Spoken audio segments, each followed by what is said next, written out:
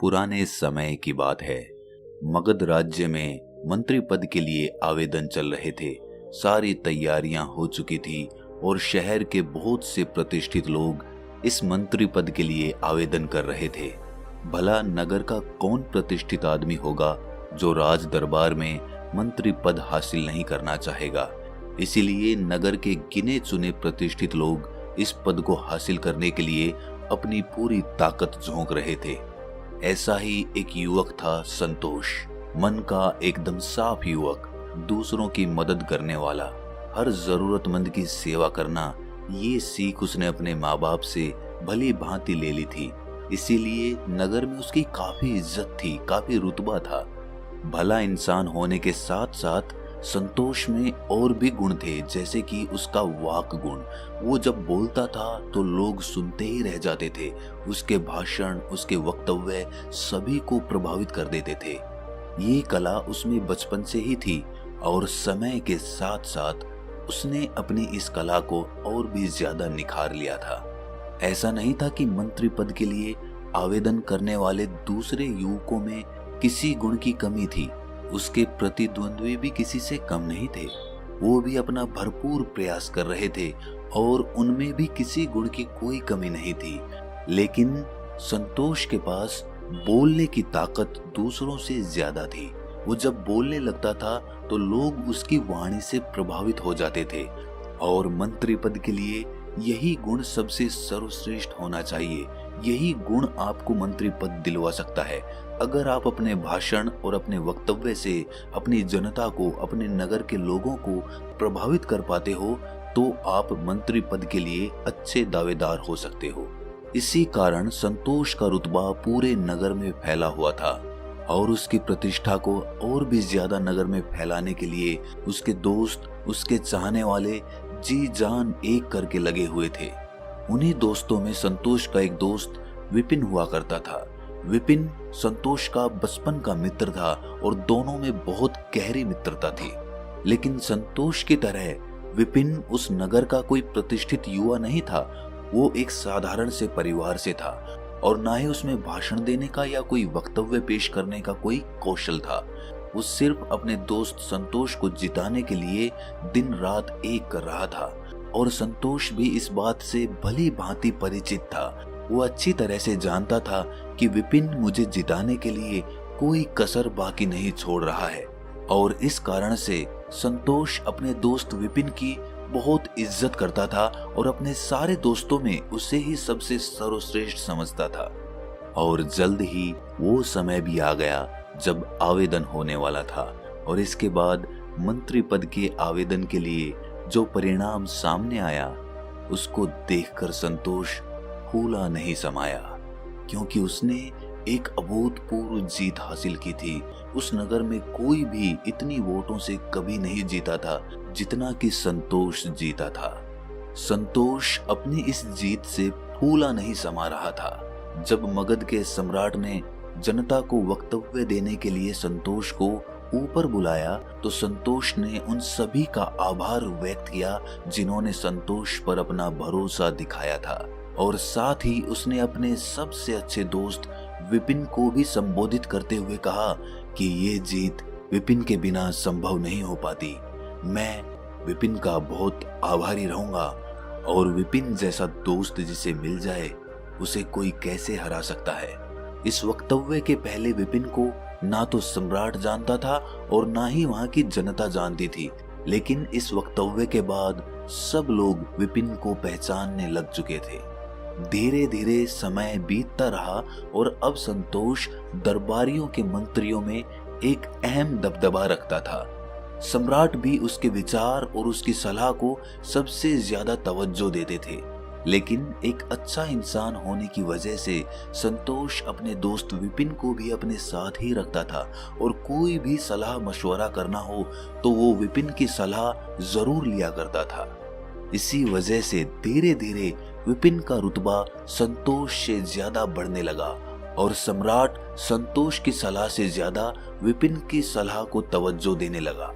इस बात से संतोष के मन में कभी भी घृणा उत्पन्न नहीं हुई, क्योंकि वो तो विपिन को अपना बहुत अच्छा दोस्त समझता था और वो खुद चाहता था कि विपिन अपने जीवन में आगे बढ़े, लेकिन धीरे धीरे समय बदलने लगा, या यूं कहें कि इंसान बदलने लगा। और जो विपिन संतोष का बहुत अच्छा दोस्त हुआ करता था, उसी ने संतोष को उस गद्दी से हटाकर खुद उस गद्दी पर अपना कब्जा कर लिया। इस बात से किसी को कोई परहेज नहीं था, क्योंकि विपिन बहुत ही वाक्चतुर था। वो ऐसी ऐसी सलाह सम्राट को देता था कि सम्राट भी उससे सम्मोहित हुए बिना नहीं रह सके।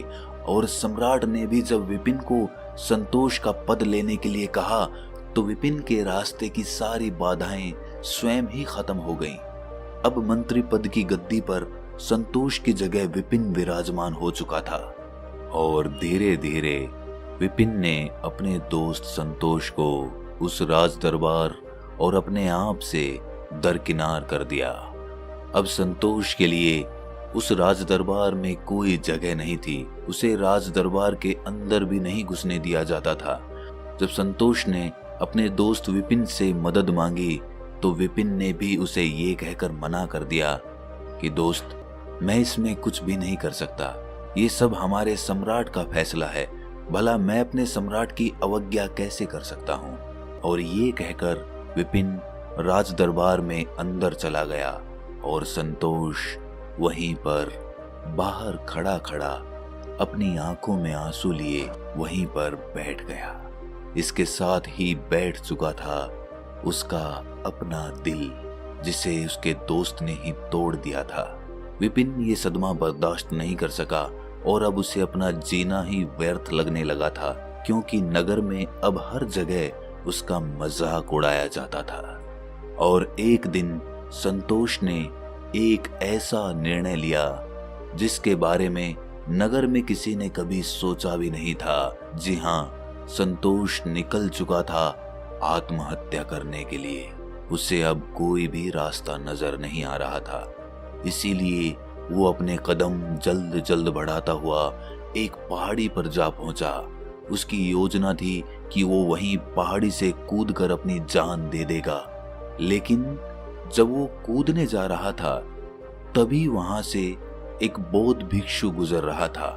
वो संतोष को देखते ही समझ गया कि संतोष अपनी आत्महत्या करने जा रहा है। इसीलिए उसने उसे पीछे से पुकार कर पूछा कि बंते, मुझे बहुत प्यास लगी है, क्या तुम मुझे पानी पिला सकते हो? ये सुनकर विपिन ने पीछे पलट कर देखा तो क्या देखता है कि एक वृद्ध बौद्ध भिक्षु एक लकड़ी के सहारे वहां पर खड़ा हुआ है। उसके मुखमंडल पर एक अद्भुत तेज था। संतोष दिल का बहुत ही अच्छा इंसान था। उसने सोचा कि मरने से पहले कम से कम एक अच्छा काम तो कर ही देता हूँ।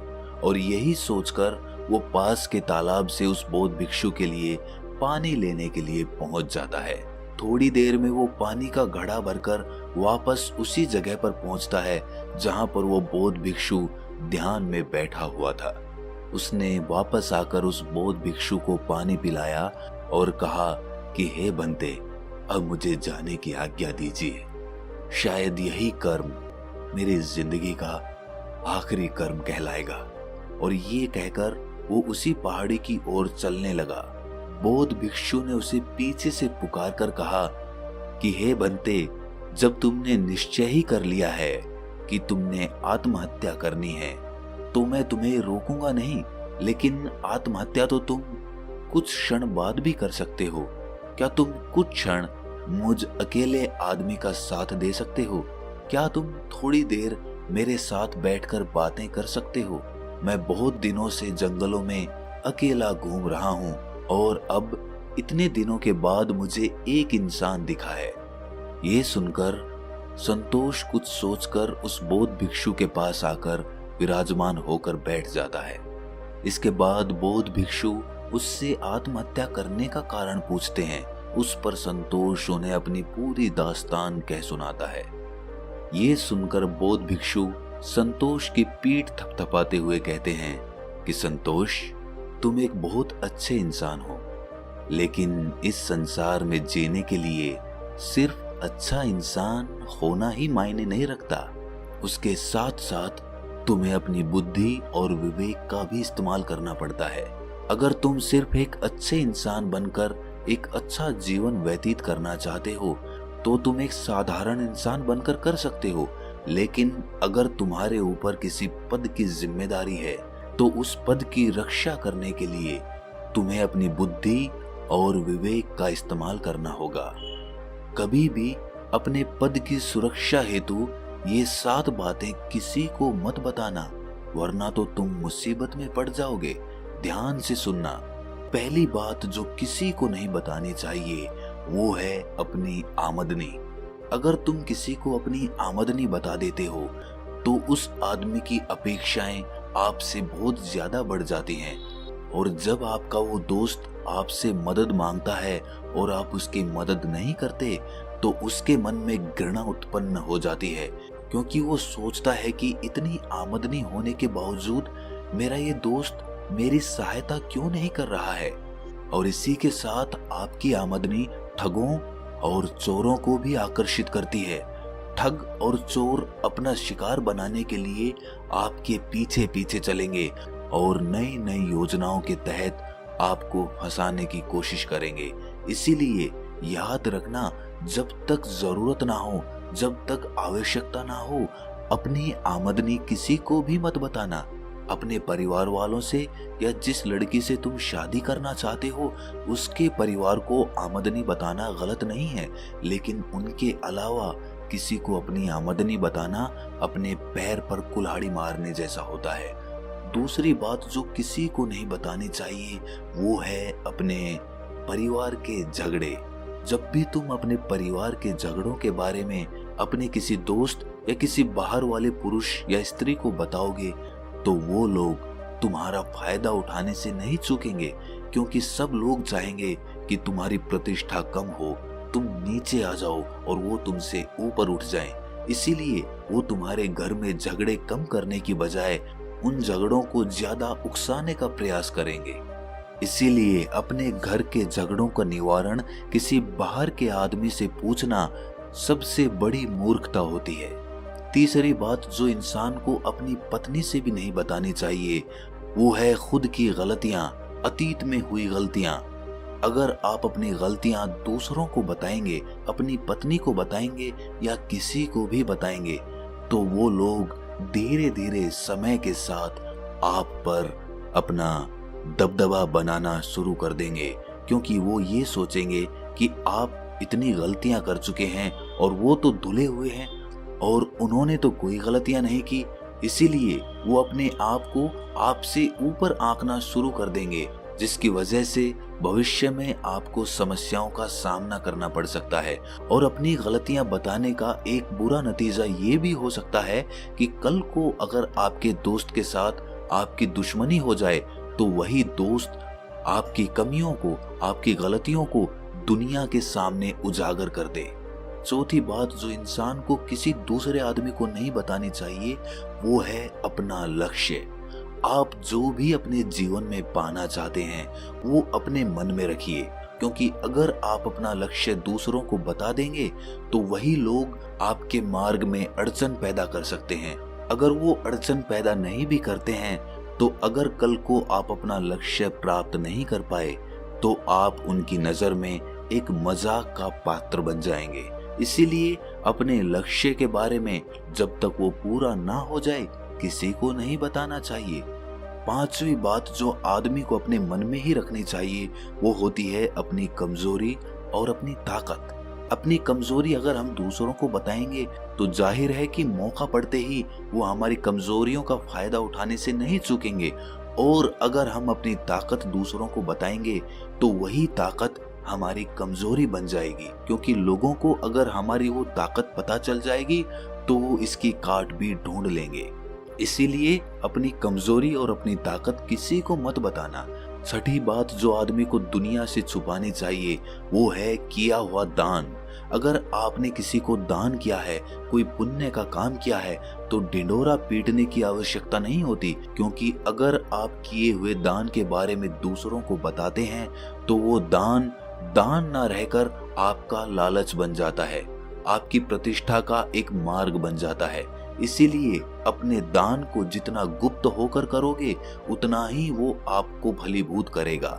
इसीलिए एक कहावत है कि जब एक हाथ दान करता है तो दूसरे हाथ को भी पता नहीं चलना चाहिए। सातवीं बात जो आदमी को सबसे छुपानी चाहिए वो है अपने दोस्त, दुश्मन और प्रेमिका।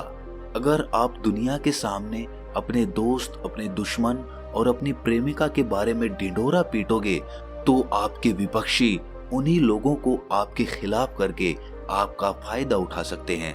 वो आपके दोस्तों को रिश्वत देकर अपनी तरफ कर सकते हैं, आपके दुश्मनों को आपके खिलाफ और भी ज्यादा भड़का सकते हैं और आपकी प्रेमिका आपको धोखा दे सकती है। इसीलिए ध्यान रखना, इन 7 बातों को कभी किसी को मत बताना, वरना तो आप मुसीबत में पड़ जाओगे।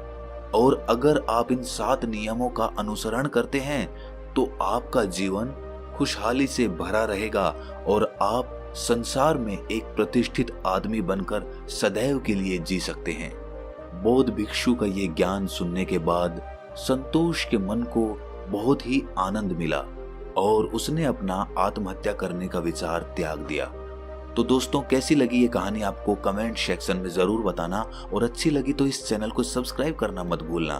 तो मिलते हैं अगली किसी कहानी में, तब तक के लिए अपना ख्याल रखें।